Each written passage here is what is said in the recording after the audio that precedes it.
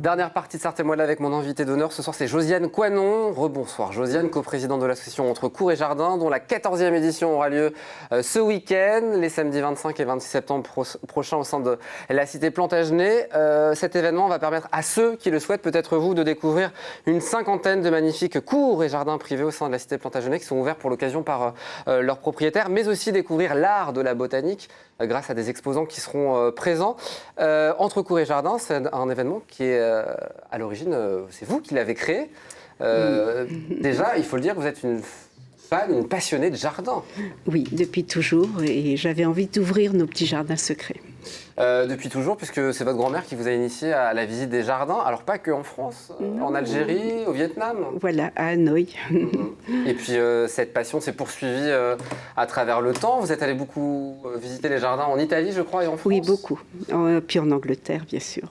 Et puis aujourd'hui, donc, vous êtes donc, propriétaire dans la cité Plantagenet. Et puis en 2007, vous avez cette idée-là, vous soumettez au maire du Mans de l'époque, Jean-Claude Boulard, qui dit « on y va ». On y va. Je vous suis, Mathilde. Et c'est comme ça qu'est née la première édition en 2008. Petite équipe au départ, depuis ça a bien changé. Oui, nous avons grossi. Combien de bénévoles à la base? Alors à la base, je ne sais plus, une trentaine, une quarantaine, et puis maintenant on est près de plus de 300. 300, aujourd'hui c'est 50 cours et jardins qu'on va pouvoir visiter ce week-end. 20 000 visiteurs, c'est ça à peu près la moyenne? Peu près, parfois plus. 140 exposants et donc 300 bénévoles.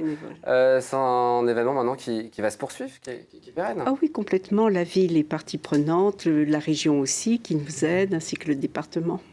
Un succès populaire et aussi intergénérationnel. J'ai l'occasion personnellement d'y aller chaque année et c'est vrai qu'on croise tout le monde, toute la famille y va à ce bel événement. Puis il y a des jeux pour les enfants, pas cette année à cause du Covid, mais il y a par exemple un petit potager donné aux enfants et tenez justement, vous y voyez des images. Et d'autres, et puis tout un parcours botanique et sensoriel à découvrir à travers les ruelles. Et puis ça attire les gens du département, mais pas que. On vient de très loin pour venir à l'événement maintenant. Ah oui, oui, tout à fait. Nous avons des Belges, des Anglais, des Allemands, toute la France. Et puis surtout, ce qui me fait toujours très plaisir, c'est que les Sartois, les Manceaux invitent leurs familles lointaines et leurs amis à venir ce week-end-là au Mans. Parce que c'est vraiment le week-end pour redécouvrir la cité Plantagenet. Oui, la voir autrement et surtout ouvrir les portes et les portails. Alors aujourd'hui, vous êtes coprésidente de l'association parce que vous avez dit en conférence de presse il y a quelques jours, je passe la main à l'équipe. Voilà, j'ai rajeuni mon équipe, j'ai fait rentrer 4 jeunes et je les accompagne encore quelques mois jusqu'à la prochaine assemblée générale et je les quitterai après. Après, vous arrêtez Je resterai présidente d'honneur, m'ont-ils dit, donc j'aurai quand même un petit œil. Alors parlons de cette 14e édition qui va se dérouler samedi et dimanche. Qu'est-ce qu'on va découvrir de nouveau dans cette édition? Alors la ville, Pascal Mariette qui était là tout à l'heure, nous a demandé d'étendre l'intramuros jusqu'à l'abbaye, qui était considérée comme l'extramuros. Et cette rue Lionel Royer, qui était l'ancienne rue de Paris, avait des hôtels particuliers remarquables, mais qu'on ne soupçonne pas. Tout est fermé, toutes les portes. Et là, on va ouvrir un grand hôtel particulier, je sais, de Berry, où il y a 2200 mètres carrés de jardin. On va le voir en image. On a récupéré quelques photos de ce bel hôtel. Vous avez plusieurs grands jardins, et puis l'équipe qui s'occupe de Annick Rajonneau nous a ouvert des cours. Voilà, vous voyez actuellement un pur joyau 18e siècle qui a un parc important tout autour de sa maison. Aujourd'hui, ce lieu, c'est une propriété privée, c'est plus un hôtel? Un hôtel particulier, c'est une grande maison, c'est un peu le château de ville. Non, ça a toujours appartenu à des particuliers et c'est à une famille actuellement. C'est très beau en tout cas, donc ce sera l'occasion de découvrir les jardins. L'intérieur peut-être pas ce week-end? Je ne sais pas, ça dépendra de M. Souffron, l'actuel président. Ça sera la surprise. Il y a un autre hôtel, l'hôtel Olympe de Montessuie. C'est juste à côté en fait. Oui, c'est juste à côté, c'est dans la rue, juste en face de l'abbaye. Il y a une très jolie grille où on voit justement sur la grille l'Olympe de Montessuie en fer forgé. Et surtout, le jardin est remarquable parce qu'il s'étend, il est assez grand et il domine toute la ville. Il n'est pas très loin de la motte médiévale, donc il est en hauteur et il est en terrasse. Et c'est une vraie découverte. Donc si on veut avoir une vue splendide, il faut... De la vieille ville, oui. Il y aura des surprises dans les jardins, il y a des animations régulièrement. Est-ce que ça sera le cas cette année Oui, ou on fait un peu oui, l'impasse cette année? En particulier rue Lionel Royer, vous allez découvrir, et puis également le jardin du proviseur du lycée Montesquieu.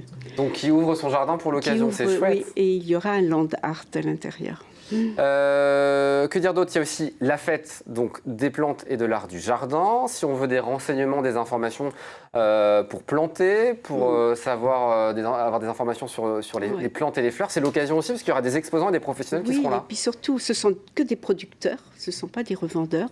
Et ils ont des collections de plantes et surtout, ils sont là pour vous conseiller et sortir des plantes lambda comme le géranium.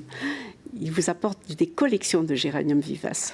Et puis on pourra vous voir aussi, puisque vous ouvrez aussi vous, votre cour et votre jardin. Oui. Votre coin de paradis. Voilà, tout petit, mais... Tout petit, mais alors une terrasse ensoleillée, c'est ce que voilà, vous avec des orangers, des citrus, et puis l'autre cour d'ombre avec beaucoup de feuillage. Bon, bah, peut-être qu'on aura l'occasion de vous voir ce week-end si on y va. On explique, il y a une partie gratuite de l'événement où on se balade comme on veut avec le masque, c'est ce qui a été demandé par la préfecture. Donc il y a certains jardins et certaines cours qu'on peut visiter gratuitement et d'autres, il faut un pass secret à 5 €. Il faut un pass et surtout le pass sanitaire qui accompagne le pass. Évidemment. À 5 €. Donc 7 € c'est ça? 5 € toujours, mais le pass sanitaire, il y aura un bracelet le dimanche et un bracelet le samedi. Très bien. Pour évidemment limiter les gens hélas. Dans le cadre de l'événement. Un dernier mot avant de se quitter, Jardin d'émotions en Sarthe. C'est un bouquin que j'aime beaucoup, c'est mon ouvrage que vous m'avez dédicacé. Un bel ouvrage qu'on trouve encore en librairie et où vous parlez de ces beaux jardins qu'on peut trouver dans notre département. Oui, il sera présenté à nouveau pendant Cours et Jardin. Justement, quelques questions que je voulais vous poser avant la fin de cette émission. Dans le Vieux-Mans, quel est votre jardin public préféré? Le jardin Monod. Jardin Monod. Votre rue préférée dans le Vieux-Mans? Rue Saint-Pavin de la Cité. C'est votre... Non, c'est pas ma rue. Il n'y a pas de voiture, les voitures ne se garent pas. Ça, c'est pas mal. Votre jardin coup de cœur qu'il faut absolument visiter ce week-end? Alors... En dehors de l'orangerie. Olympe. Olympe, évidemment. À présent, votre jardin préféré en Sarthe? J'aime beaucoup le château de Vilaine.